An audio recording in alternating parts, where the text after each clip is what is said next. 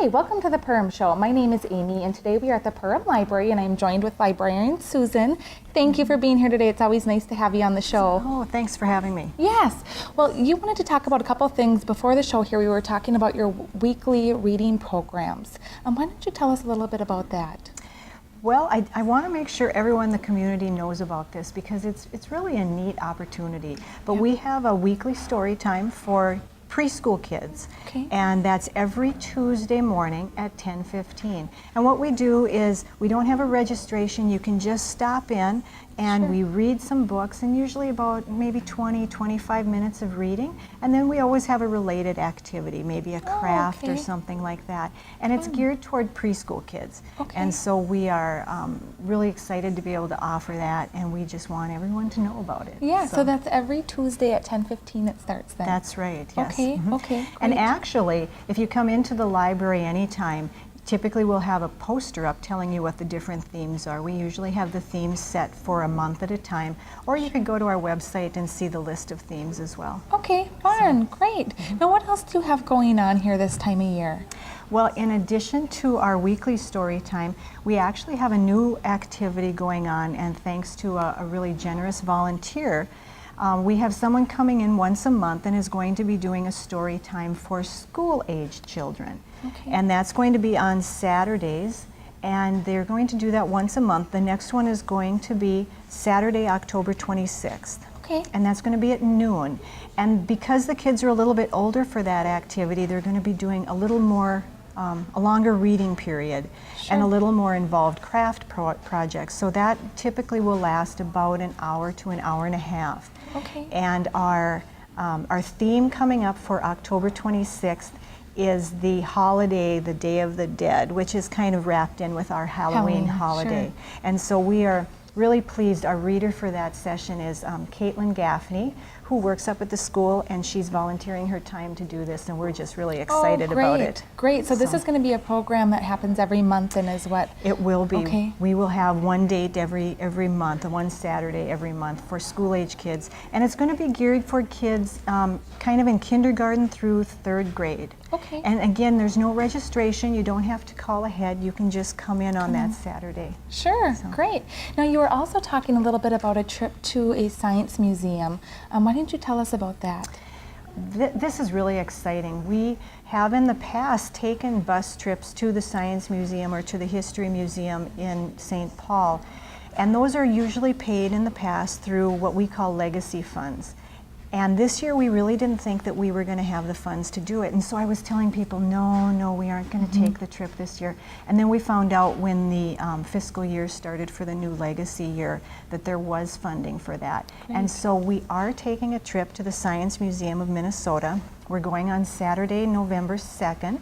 We're leaving Perham at about 8, and we'll get back at about 7. And there are 55 seats available for that trip. Now, we've been advertising it for a little while, and the bus has filled up, and so all the seats are taken. But we're still almost a month out from the activity, and we are thinking that it's very likely that someone is going to have to cancel. So we do want people to know that if you are interested in that trip, it might be worth your time to give the library a call. We're keeping a list of people to call in the case of a cancellation. And so you can give that a try, give us your name, and we'd be glad to give you a call if we have a cancellation and you would be able to come. That trip is totally free. It's paid for through legacy funds. Wow, and that's great too. Fun for families, and that's great that the bus is filled too. Yes. A lot of interest. So, and is that something you guys do every year? We've tried to do one trip every year for the last about 3 years, Okay, great. Is there anything else that you would like to share with us today about the library? You know, I just want to say, you know, the library is open for everyone. We encourage anyone in the community or visiting the community to come in. We have a lot of really neat things going on here, and a lot of variety of reading material and videos and audio material, CDs, all sorts of things. So I think we can find something for almost anyone if you want to stop in and take a look around. Great. And what are your hours here? Our hours are Monday and Wednesday, 10 to 8. Tuesday, Thursday, Friday, 10 to 5. Saturday, 10 to 3. And we're closed on Sundays. Okay. And why don't you tell people how they can contact you too if they have any questions? Sure. Our phone number is 218 346-4892, or you can check out our website at www.perham.lib.mn.us and choose the Departments tab and choose Library. Great. Well, thank you so much for being on our show today. We sure appreciate it. Thank you. Yes, we are just finishing up at the Perham Library. I'm joined by Susan, the librarian here. We're going to take a quick break and we will be right back. Hi, welcome back to the Perham Show. We are now at Calvary Lutheran Church and I'm joined with Pastor Phil Holton. Thanks so much for being here today. I'm glad to have you here with us. Yes, we are actually sitting in your new coffee bar, which is very nice, relaxing atmosphere. Why don't you tell us a little bit about this? This is new to the church. Okay. We have an initiative as part of a strategic plan we're up to that we want to be as welcoming as we can to all sorts of groups. And one of the groups that we've targeted is young adults. When I came here, one of the things that people ask me is how can you attract young adults? How can you attract the parents of our Sunday school kids? And I say, better coffee than the church coffee we usually have. There you go. and so we have taken a step to make better coffee. And I think our little coffee bar over here, we have about 30 choices, which I think is kind of an interesting way to think about new generations. Yeah. We have some people who are very content with our really better than average church coffee here.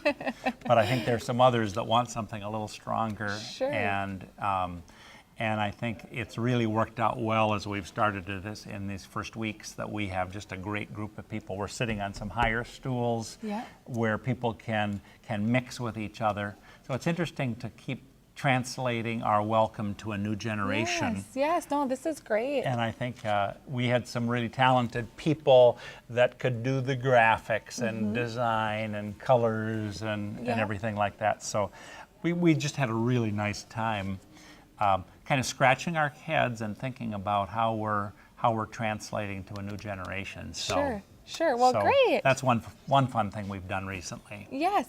And now also, we were talking about your backpack program a little bit before. Yep. Why don't you tell us about that?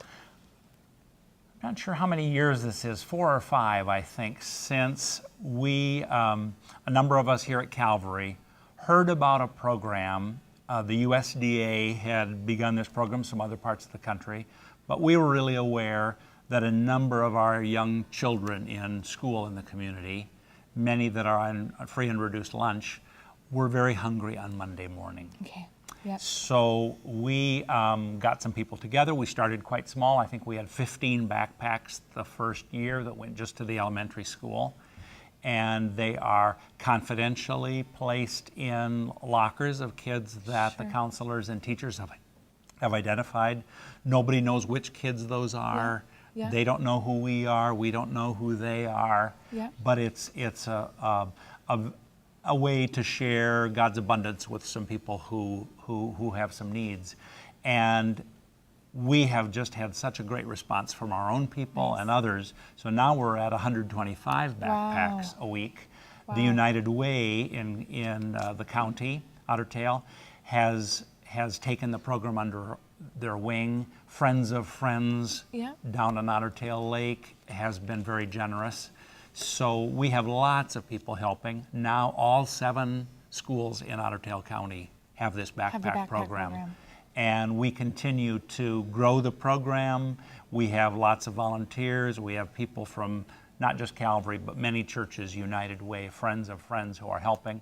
But there still are some ways that people could be involved. And I think some part of telling the story is that in our very prosperous community, there are people who have needs. And I think particularly young families and children are more vulnerable than many. Right. So we have a real calling, we feel, to be aware of those things and to reach out to those. And we've been delighted that the backpack program has been kind of a joyous, abundant way we've been able to do that. Sure. Well, you know, we're almost out of time here, but why don't you tell people how they can contact you if they have any questions. So I'm Pastor Phil Holton at Calvary Lutheran Church. CalvaryPerham.com is an excellent website that we have that would provide access to all sorts of things that we have here. CalvaryPerham.com. perham.com. Okay, and I have been on the website, and you are absolutely right. It is very easy to use, and all of the information is right there. So Okay. great. Well, hey, thanks so much for being on our show today. We sure appreciate it, and we look forward to having you on again. Thank you so much. And thank you for joining us. If you have something you would like featured on the Perham Show, feel free to give me a call at 218-209-0453. Have a great day.